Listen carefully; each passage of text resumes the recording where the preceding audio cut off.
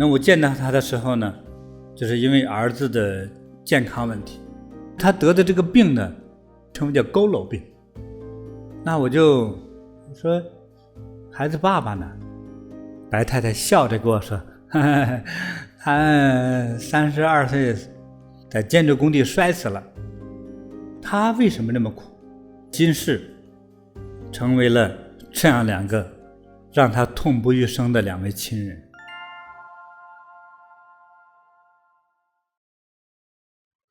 有个案例，一个故事啊，这个故事的名字叫白太太，这个应该有25、26年前了。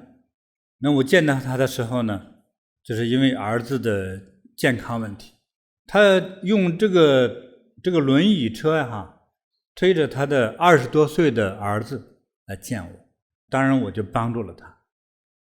但是他的儿子并没有恢复到像正常人走路，他大概摇摇晃晃的可以走了。那也是这个20多岁的儿子从出生以来第一次走路，第一次用自己的脚走路。但是他得的这个病呢，称为叫佝偻病，就是他的四肢都是蜷起来的，打着弯的，而且这个特别瘦，像个尸体一样。对，他那个坐在轮椅上前后都塞2个枕头，要不然的话他就会摆晃。因为帮他孩子嘛，就给他聊2句，了解一下他的情况。我说孩子爸爸呢？白太太笑着跟我说，呵呵，他32岁在建筑工地摔死了。我说你这儿子的情况，过去生下来到现在走过路没有啊？从来没走过。今天你帮他是第一次用脚走路。那这么多年先生也不在了，是不是有别人帮着你伺候这孩子？不是，没有什么亲戚也不怎么往来。我们穷嘛，先生年轻就死了，所以他婆家的兄弟也不太搭理我们我们生活非常的困难，没有收入，我也只管伺候这个儿子，所以也没办法去挣钱。所以他们的生活呢，靠到那个菜摊呢、餐馆那个地方去乞讨的，还得推着这孩子。那种小摆摊的卖菜的地方，所以大家觉得可怜，会给点菜，给点粮食，是这样的生活。我说这伺候孩子累不累？他就笑了，不累，就那样。为啥呢？习惯了，20多年了。他你也没有收入，这样生活不觉得苦吗？他不苦，特别好玩，特别不苦。我不敢再问了，他在那笑着，把我给笑哭了，我听不下去了。一般人说到自己的痛苦与悲伤都会哇哇大哭，矜持一点的人会抹抹眼泪，这个一直在笑。其实他的精神都崩溃了，他苦到了极致，他觉得哭有什么用啊？谁也帮不了我。我儿子大小便吃喝拉撒都得我伺候，我哭过无数次了，能解决问题吗？这个突然一觉，我干脆笑吧，见谁跟谁笑。想帮他的人要不懂事的，一看他一直笑，以为他过着幸福的人生呢。其实苦到了极致。有一位同修就问我，白太太她怎么身世这么苦啊？佛门都是讲个因缘的，因果的故事，那么她为什么那么苦？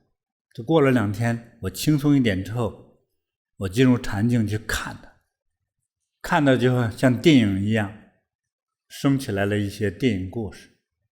现在这位白太太在她的前一世是个男生，之前家里还有一点钱，就算是中产阶级。他父亲可能是一个政府机构的一个小职员，就是收入是稳定。可是这个孩子呢，染上了吸毒，过去黄赌毒混在一起的，这人只要是吸毒，就可能沾连着其他2项内容，就是3毒合一。就染上吸毒之后，自动染上了赌博，他到最后家里的钱都掏空了，逼着父母亲卖房子，卖房钱花光了之后，他们家还有点农地10来亩农地，逼着父母卖掉。房产地产卖了，这孩子用来这个钱生活不会超过1年，又花光了。等把这个地产卖了之后，他夫妇2个就无脸见乡亲了，就流落他乡去乞讨生活，最后在外省活活冻死。在冻死之前，这对父母临走的时候是一起死的，就是说来世我们都要讨债。今世白太太的丈夫白先生已经30多岁死的，那就是前世的被气死的父亲。坐在轮椅上的这个儿子就是前世的他气死的妈妈。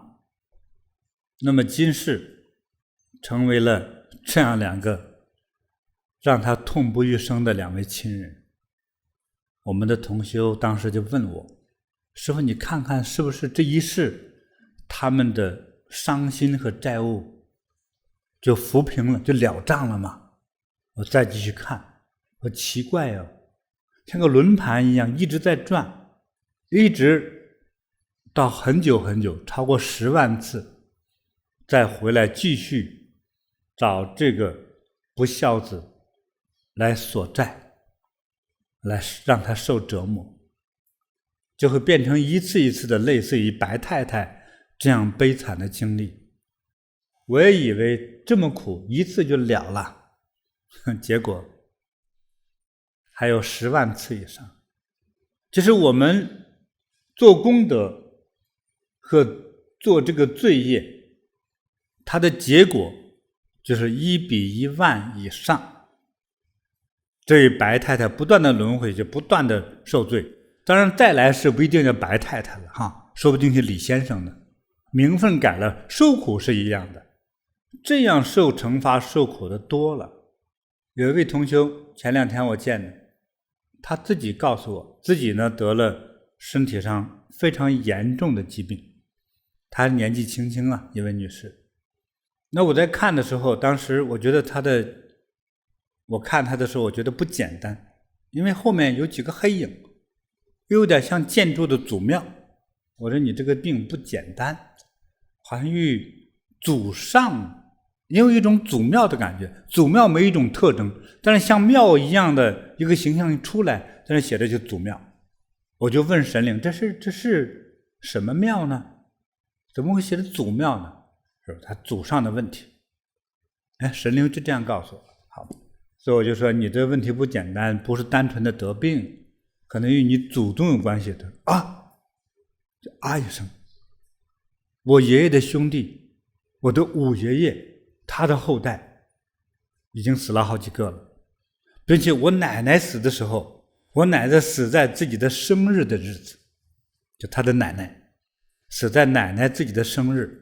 可是之后他的好几个亲戚都死在于他奶奶的生日，是不在同一年。恐怖吧？接下来还有谁死呢？越想越害怕。我就觉得又可怜，但是一追溯这个内容，也觉得可能也有它的原因吧。那怎么形成这样的一种现象呢？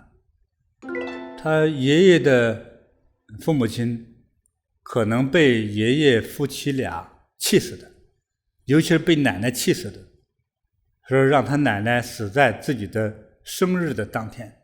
你不是过生日吗？要你的命。包括惩罚他爷爷的几个兄弟都出问题。这叫什么呢？这叫祖上追债，坑害父母的罪过。父母怪罪下来，到走的时候含恨而死，恨着你这个后代，恨你这个儿子或者是媳妇。最麻烦的是自己得病死了就算了，你的后代是一代一代出问题，我不知道几代才能了账恐怖哟！所有听的人毛骨悚然了，头发都立起来了，吓得这太恐怖了。这就是现实。所以说，前世不欠，今世不见。今世你的所有的亲人，往来不错的同学和邻居，都是你们之间有相欠的关系。有往来就有相欠。夫妻为啥总吵架？相欠。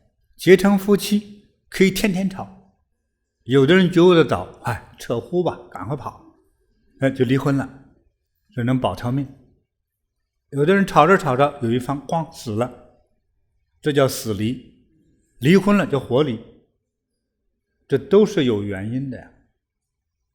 欠嘛，当有这样的因缘到一起，有相欠，便一起纠缠不清，分不开扯不断。